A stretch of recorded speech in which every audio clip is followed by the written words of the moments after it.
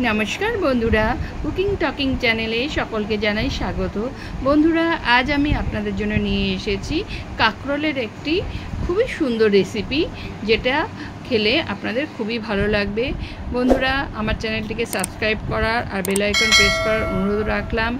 एबार देखे निन की नियेछि। काकरोल कुचिए नियेछि और आलू किछु कुचिए नियेछि और माझखाने जे बाटिटा देखछेन ओते सर्षे सादा सर्षे बाटा। तो एबार प्रथमे चलुन देखे नेওয়া যায় কিভাবে তৈরি করেছি।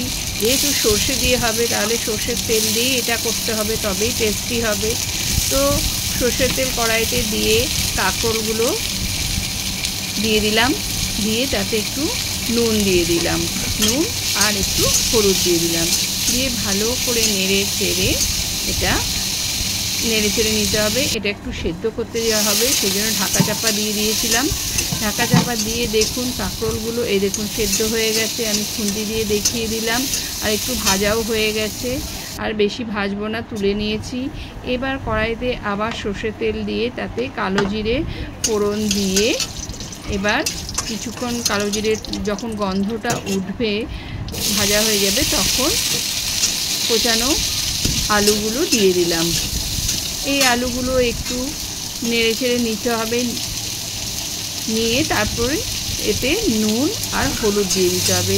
একটু আলুগুলো সেদ্ধর দরকার আছে, তাই একটু নেড়ে চেড়ে নিয়ে একটু ঢাকা চাপা দিয়ে দেবো, কারণ আলুগুলোকেও সেদ্ধ করতে হবে। কিছুক্ষণ পর ঢাকা চাপা খুলে দেখলাম আলুগুলো সেদ্ধ হয়ে গেছে, পুরো সেদ্ধ হয়নি, হাফ সেদ্ধ হয়েছে, কারণ আমি এবার সর্ষে দেব, সেই জন্য আলুগুলো সাইডে রেখে দিলাম আর তুললাম না। এক সাইডে রেখে সর্ষের তেল আর একটু দুপলা দিয়ে দিলাম, দিয়ে একটু গরম হওয়ার পর আমি বেটে রাখা সাদা সর্ষেটা দিয়ে দিলাম। বন্ধুরা এবার এইভাবে আমি একটু সময়ও বাঁচিয়ে নিলাম, কারণ কি আলুটা তুলতে গেলে আবার একটু সময় লাগবে, সেই জন্য সাইডে আলুটা রেখে দিয়েছি। এবার একটু কাশ্মীরি মির্চ দিয়ে দিলাম একটু কালারফুল করার জন্য, দিয়ে এটাকে ভালো করে নেড়ে চেড়ে মিশিয়ে নিতে হবে। একটু সর্ষের জল ছিল, সর্ষে যে পাত্রটা রেখেছিলাম পাত্র ধোয়ার জলটা দিয়ে দিলাম, দিয়ে ভালো করে কষিয়ে নিচ্ছি। দেখুন শুকনো হয়ে গেছে। এবার কাঁকরোলটা দিয়ে দিলাম, কাঁকরোল ভাজাটা দিয়ে ভালো করে নেড়ে চেড়ে নিচ্ছি। বন্ধুরা আপনারাও এটা বাড়িতে তৈরি করতে পারেন, তবে এটা ভাত দিয়ে বেশি ভালো লাগবে, রুটি দিয়েও খেতে পারেন, ভাত দিয়ে বেশি ভালো লাগে সর্ষে কাঁকরোল আলু দিয়ে এই পদটি। এবার আমি একটু নুন দিয়ে দিলাম, একটু জল দিয়ে দিয়েছি, তারপর নুন দিলাম, নুন দিয়ে একটু চিনি দিয়ে দিলাম টেস্টের ব্যালেন্সের জন্য, দিয়ে এটাকে নেড়ে চেড়ে নিচ্ছি। কাঁকরোলটা এইভাবে রান্না করলে একটা আলাদা স্বাদ আনে কাঁকরোলের।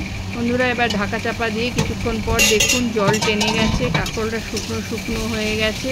এইভাবেই এই তরকারিটা খেতে খুব ভালো লাগে। দেখুন সেদ্ধ হয়ে গেছে, আলু কাঁকরোল সবই সেদ্ধ হয়ে গেছে, দেখিয়ে দিচ্ছি খুন্তি দিয়ে। এবার আমার রান্নাটা একদম কমপ্লিট হয়ে গেছে, লাস্টে একটু সর্ষের তেল ছড়িয়ে দিলাম, ব্যাস আর কিছু না, আমার রেডি রান্নাটা। এবার একটু পাত্রে তুলে নেব। বন্ধুরা কেমন লাগলো অবশ্যই লিখে জানাবেন। আপনারাও বাড়িতে এই রেসিপিটি বানিয়ে খাবেন, খুবই সুন্দর লাগবে কাঁকরোলের এই সর্ষে কাঁকরোলের রেসিপিটি। আর কেমন লাগলো অবশ্যই কমেন্ট বক্সে লিখে জানাবেন। নমস্কার।